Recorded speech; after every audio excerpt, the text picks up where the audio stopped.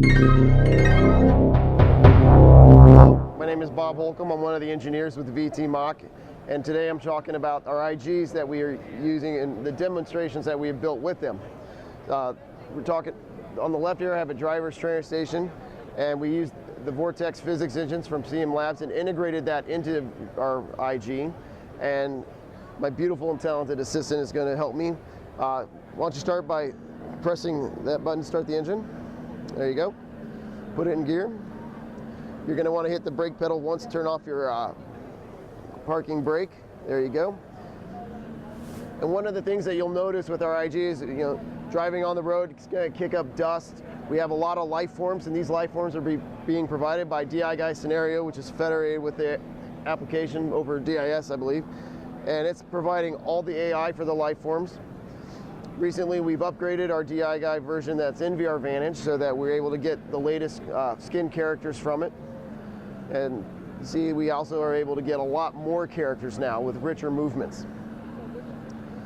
If you want to move the turret to the left or right, we also have weapon fire effects here. Why don't you shoot that off, make them duck. Oh, bottom black button, please. There you go. And we're showing, weapon effects within the scenario. There you go.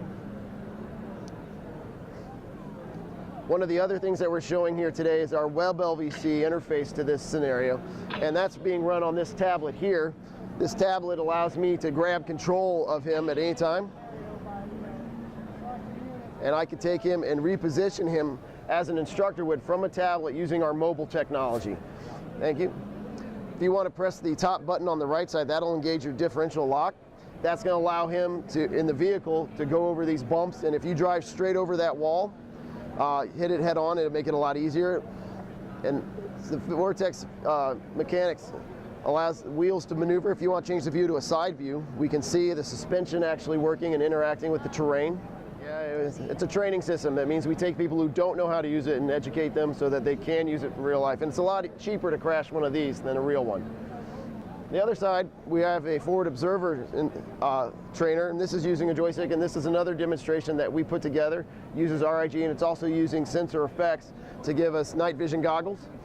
You're able to move around as though you were a person in the scenario.